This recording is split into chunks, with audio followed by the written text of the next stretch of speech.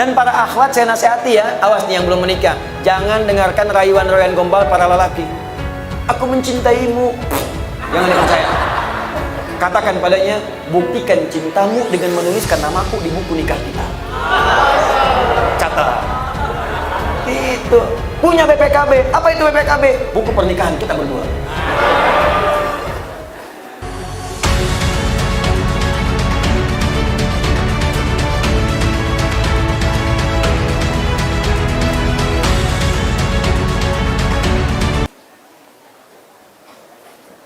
Assalamualaikum. Waalaikumsalam warahmatullahi wabarakatuh.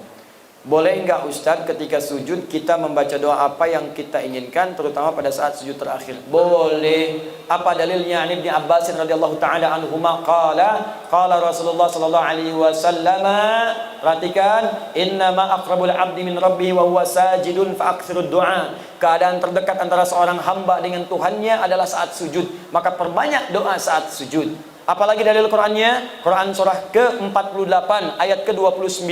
Muhammadur Rasulullah walladzina ma'ahu asyidda'u 'alal kuffar ruhama'u bainahum tarahum ruk'an sujada yabtaghuna fadlan minallahi wa ridwana. Umat Muhammad itu adalah umat Rasulullah yang penyayang dengan sesama, yang keras terhadap penyimpangan. Engkau akan saksikan umat Nabi Muhammad itu senang sholat. Jadi kalau ada mengaku umat Nabi Muhammad tak mau sholat, dipertanyakan dia umat Nabi Muhammad atau bukan. Tarahum ruk'a sujada, engkau lihat dalam ruku dan sujudnya, yabtaguna fadlan minallahi wa ridwana. Dalam sujudnya dia banyak berdoa kepada Allah, minta keutamaan hidup dan ridha Allah Subhanahu wa taala. Jadi kalau bertanya bolehkah banyak berdoa dalam sujud? Boleh. Pertanyaannya bagaimana caranya? Yang pertama, kalau doa itu pernah diajarkan oleh Nabi dengan lafadznya, maka silahkan baca langsung dengan lafadznya, sah. Selain ayat Al-Quran. Kalau ayat Al-Quran tak boleh dibaca dalam sujud, kecuali potongan ayat yang diniatkan sebagai doa, bukan ayatnya. Misal, Rabbana atina fid dunya hasanah wa fil akhirati hasanah wa qina adzabannar, diniatkan sebagai doa, bukan ayatnya. Karena kalau ayatnya lengkap, wa minhum may yaqulu rabbana atina fid dunya hasanah wa fil akhirati hasanah wa qina adzabannar. Surat apa? Al-Baqarah. Ayat berapa? 201. Di mana letaknya? Paling kanan sebelah bawah. Kalau ayatnya, kita boleh baca ayatnya saja, asalkan ditujukan dengan doa. Rabbana zalamna anfusana wa illam taghfir lana wa tarhamna lanakunanna minal khasirin. Kalau ditujukan doa, boleh dengan niat berdoa, bukan karena ayatnya. Boleh bacakan itu sebagai doa. Kalau ayatnya ada di Quran, di mana? Surah ke-7. Apa? Al-A'raf ayat berapa? 23. Jelas ya? Kalau kita tak ada bimbingan bacaan doanya, lafadznya, atau bahkan, maaf, yang kita mintakan tak pernah disebutkan oleh Nabi. Misal, besok anak mau ujian. Zaman Nabi tak ada ujian di sekolah. Besok misalnya ada acara pelantikan jabatan. Zaman Nabi nggak ada pelantikan jabatan. Kita mau sholat malam tahajud, mau berdoa, apakah boleh berdoa dalam sujud? Minta, ya Allah lancarkan proyek saya besok, lancarkan bisnis saya, ringankan tugas beban jabatan saya, luluskan anak saya, cucu saya dalam ujian. Bolehkah? Boleh. Tapi yang paling sharih tak perlu dilafadzkan, cukup dalam hati saja. Jelas? Apa dalilnya? Bisa kita ambil diantaranya Quran surah ke-7 Al-A'raf ayat 205. Wadhkur rabbaka fi nafsika tadarruan wa khifatan wa dunal jahri minal qaul. Silakan sebut nama Rabbu, minta kepada Allah dalam jiwamu walaupun tak dilafadzkan. Minta dengan khusyuk, minta dengan penuh harap. Jangan kemudian kau terlampau keras memintakannya, cukup dalam hatimu, hadirkan, mintakan. Begitu dihadirkan, ada terjawab. Ya, dan minta dalam hati ini boleh dalam sujud, boleh juga dalam saat berdiri. Saat membaca kalimat iyyaka na'budu wa iyyaka nasta'in, di hati langsung hadirkan, ya Allah sukseskan bisnis saya, ya Allah lancarkan ujian saya. Apa dalilnya? Hadis qudsi dari Anas bin Malik radhiyallahu taala anhu. Qasamtu shalah baini wa baina 'abdi 'ala nisfain. Kata Allah, saya bagi salat kepada dua bagian antara aku dengan hambaku. Wali 'abdi ma sa'ala, kalau hambaku benar salatnya sampai bacaan tertentu, aku akan kabulkan apa yang dia minta. Sampai pada kalimat wa idza qala al-'abdu iyyaka na'budu wa iyyaka nasta'in. Kalau seorang hamba dalam sholatnya berkata, iyyaka na'budu wa iyyaka nasta'in, qala Allah azza wa jalla, langsung dijawab oleh Allah, hadza baini wa baina abdi. Ini perjanjian, komitmen antara aku dengan hambaku. Wali abdi, kalau hambaku benar sholatnya sampai bacaan tadi, iyyaka na'budu wa iyyaka nasta'in, qala Allah azza wa jalla. Lihat jawaban Allah, wali abdi ma sa'ala. Apapun sekarang yang dia minta, aku akan kabulkan. Tapi tak perlu dilafazkan, dalam hati aja minta. Kalau benar, dikabulkan oleh Allah. Jelas di sini? Wallahu taala a'lam bis-shawab. Ustaz, saya seorang mahasiswa semester awal dan pengamat menikah muda. Doakan saya agar dimudahkan dan segera bertemu dengan jodoh saya. Masya Allah. Kalau ingin bertemu jodoh, jangan selalu jadi pengamat. Nah, ini pengamat menikah muda tapi tak dapat jodoh. Cara mendapat jodoh itu bukan mengamati, tapi berikhtiar untuk mendapatkannya. Ya, kenali, ta'aruf, cari sesuai dengan ukuran Nabi. Tak kenal maka ta'aruf, bukan tak sayang.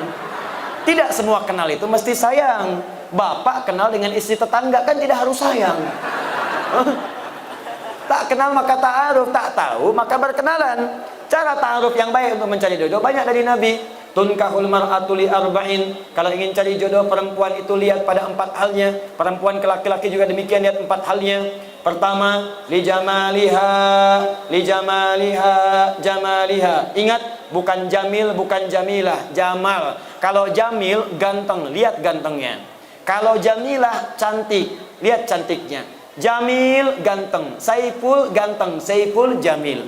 Jamilah cantik, Mulan cantik, Mulan jamilah.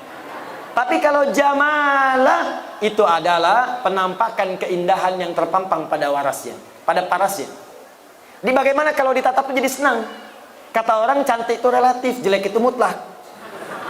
Tapi ada orang yang wajah biasa, tapi kalau ditatap indah, enak, suaranya merdu.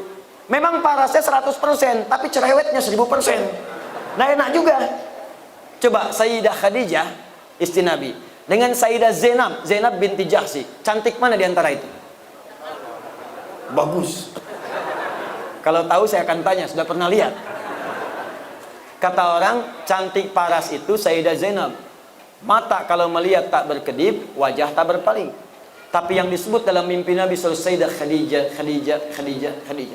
Lihat Al-Bukhari, Kitab Bad'ul Wahyi, nomor hadis yang ke-4 sampai 5, dari kanan sebelah bawah sampai kiri atas. Nabi pernah turun dari Gua Hira, belum ada wahyu setelah periode Iqra. Di tengah jalan siang-siang tiba-tiba ada suara, Muhammad, Muhammad, Muhammad. Tengok kanan kiri kosong, depan belakang tak ada orang. Tengok atas ada sosok seperti duduk bainas sama'i wal ardi memanggil Muhammad, Muhammad. Bapaklah keluar dari dangung-dangung ini. Siang-siang kosong tak ada orang. Begitu keluar, tak ada orang, kanan kiri kosong, depan belakang kosong. Tiba-tiba ada panggilan. Nengok atas jubah putih rambut gondrong. Jubah putih rambut gondrong sambil begini, Pak. Kira-kira apa yang dilakukan? Kata Nabi, faru'ibtu minhu, saya pergi meninggalkan tempat itu dengan cepat dengan keadaan takut. Tapi yang dahsyat, datang pulang sampai rumah bertemu dengan Sayyidah Khadijah. Begitu dibuka melihat wajah Sayyidah Khadijah, hilang setengah ketakutannya.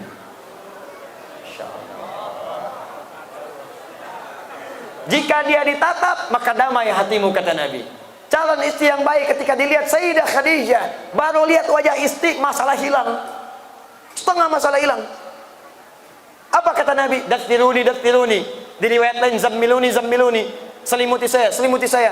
Saya khawatir. Dibawa, digandeng, masuk ke kamar, diselimuti. Keluar kalimat yang indah. Zaujil karim, makna. Sayang, engkau itu orang baik. Engkau menyambung silaturahim. Engkau senang memberi. Engkau orang baik dalam kehidupan. Engkau tak punya musuh. Tanamkan dalam jiwamu yang paling dalam. Aku akan bersamamu dalam suka dan duka. Seketika hilang masalahnya. Turun malaikat yang tadi membawa surah Al-Mudaththir, surah ke-74. Ya ayyuhal mudaththir, qum fa'anzir. Itu asbabun nuzulnya tadi. Jadi sekarang bagaimana caranya? Masya Allah, Bu, pulang ke rumah, pastikan suami lihat ibu, hilang masalah. Pulang dari kantor, pulang dari pasar, ada masalah di pasar, nyampe rumah, assalamualaikum, waalaikumsalam, dengan suara istri, alhamdulillah tenang. Begitu dibuka, tambah masalah. Nah, ini pertama lah. Ya. Kedua, nasabiyah, lihat dari mana dia berasal supaya tidak menimbulkan fitnah. Cari ukurannya. Ketiga, kemudian apa yang terjadi? Kata Nabi, lihat juga lima liha. Ada yang menafsirkan adalah kekayaan hartanya, tapi saya cenderung kepada penafsiran kemampuan dia mengelola harta suaminya. Awas, kadang banyak yang salah tafsir. Oh, kalau yang kaya saya cari aja janda kaya, saya nikahin kaya saya. Tidak. Saya cari aja anak orang kaya, saya nikahin jadi kaya. Tidak. Kata para ulama hadis sebagian, makna di sini adalah kemampuan dia mengelola harta suami. Jangan sampai pendapatan Anda 5 juta, tapi zakat molnya dia 10 juta. Stres Anda. Untuk salonnya saja sudah 7 juta, capek. Yang terakhir, yang keempat, lidiniha, ketaatannya kepada Allah. Ya, fadfar bidzatid dini taribat yadak. Kalau ada yang keempat ini yang paling dahsyat. Karena itu Bu, Pak, maaf ya. Kalau ada seorang pemuda, akhlaknya baik, agamanya bagus, Qur'annya hafal, taat pada Allah, kata Nabi, jangan ditolak tuh karena sulit untuk menemukannya. Jangan dihilangkan peluangnya, cepat. Sekarang sedang marak di Indonesia, Jakarta, Bekasi sekitarannya, mahar untuk menikah sekarang rata-rata hafal berapa juz. Ada seorang pemuda datang melamar kepada anak kiai, anaknya cantik luar biasa, taat salihah. Ternyata bukan dia saja yang datang, 2 orang lain datang, 3 orang datang mau mengajukan lamaran. Begitu datang pertanyaan kiainya bukan yang lain, Quran. Ananda siapa namanya? Saya Anas, Pak. Baca surat An-Nas. Baca. Bagus. Kalau Ananda siapa? Saya Torik, Pak. Baca surat At-Torik. Bagus. Yang ketiga, belum ditanya, udah pucat wajahnya. Kalau Ananda siapa? Saya Imran, Pak. Tapi dia tak hilang akal. Cuma panggilan sehari-hari, Kulhu, Pak. Ya. Nah, coba carilah yang seperti itu, yang ikhwan juga demikian, coba ta'aruf yang baik. Kalau sudah jangan lama-lama, ya. Lamar dengan baik, doa malamnya istikharah, nampak dia besoknya lamar. Doakan, sentuhlah ia tepat di hatinya, maka ia akan jadi milik untuk selamanya. Bikin status. Udah datang. Dan para akhwat saya nasihati ya, awas nih yang belum menikah, jangan dengarkan rayuan-rayuan gombal para lelaki. Aku mencintaimu. Jangan dipercaya. Katakan padanya, buktikan cintamu dengan menuliskan namaku di buku nikah kita. Catat. Itu. Punya BPKB. Apa itu BPKB? Buku pernikahan kita berdua. Masya Allah. Kenapa nyampe sana ini? Dah, 3 menit lagi saya jawab. Bismillahirrahmanirrahim. Ustadz, bagaimana caranya kita berdoa kepada Allah supaya hati kita tenang? Hati kita terang. Caranya yang berdoa. Minta kepada Allah supaya diterangkan hati. Bagaimana caranya? Yuk kita mulai beberapa bagian dari Al-Quran. Pertama, tingkatkan zikir kepada Allah. Apa itu zikir? Zikir itu amalan yang punya pengaruh kepada hati. Selain tenang, nanti Allah akan turunkan cahaya. Apa dalilnya? Quran surah ke-13 ayat 28. Ala bi dzikrillahi tatmainnul qulub. Apa amalannya? Pertama, salat. Karena itu salat disebut dengan zikir. Apa dalilnya? Quran surah ke-20 ayat ke-14. Innani anallahu la ilaha illa ana fa'budni wa aqimis salata lidzikri. Tunaikan salat sebagai zikir kepadaku. Amalan kedua apa? Rajin baca Al-Quran. Rajin. Datang surau, baca Quran. Pulang kamar, baca Quran. Walaupun tak harus panjang-panjang, konsisten bacakan. Maka Allah akan berikan hidayah dan kemuliaan. Apa dalilnya? Quran surah 15 ayat 9. Inna nahnu nazzalna dzikra wa inna lahu lahafidhun. Kami yang telah turunkan Al-Quran sebagai zikir. Jadi baca Quran itu zikir. Amalan ketiga, mulai menghafal walaupun ayat-ayat pendek. Menghafal Quran itu bagian dari zikir. Apa dalilnya? Quran surah ke-54 ayat ke-17, ayat ke-22, ayat 32, ayat ke-40. Walaqad yassarnal Qur'ana lidzikri fahal min muddakir. Kami telah mudahkan Al-Quran yang bisa digunakan sebagai zikir untuk dihafalkan. Baca, maka akan terbuka segala kemuliaan. Ada lagi yang zikrullah, sebut nama Allah. Ya Allah, Ya Rahman, Ya Rahim, Al-Asmaul Husna. Apa dalilnya? Quran surah kedua Al-Baqarah ayat 152. Fadhkuruni adzkurkum. Zikir kepadaku, aku akan menyebut namamu. Bagaimana cara berzikirnya? Quran surah ke-17 ayat 110. Qulidullah, sebut nama Allah. Ya Allah, Ya Allah, Ya Allah. Awir Rahman atau Ar-Rahman, Ar-Rahman, Ar-Rahman. Ayyamma tad'u falahul asmaul husna, atau sebutkan nama-nama Allah dari al-asmaul husna. Terakhir, sebut dengan kalimat thayyibah. Subhanallah, alhamdulillah, Allahu akbar. Hadis Muslim dalilnya, nomor hadis 571. Apa dalil Qur'annya? Quran surah keempat ayat 103. Fa idza qadaitumus salata, jika Anda selesai menunaikan salat, fadhkurullaha, cepat berzikir kepada Allah. Ada lagi zikir spesial. Kalau ini bisa dilakukan, maka Allah akan menjaga Anda dari perbuatan maksiat dan dibukakan segala hal-hal yang buruk dalam kehidupan untuk dijauhi. Apa zikirnya? Istighfar sebelum subuh. Sebelum tiba subuh, tahajud, tunggu subuh, istighfar. Astaghfirullah, astaghfirullah, astaghfirullah, astaghfirullahalazim alladzi la ilaha illa huwal hayyul qayyum wa natubu ilaih. Apa dalilnya? Quran surah 51 ayat 18, paling kanan pertengahan. Wabil ashari hum yastaghfirun. Wallahu ta'ala alam bissawab.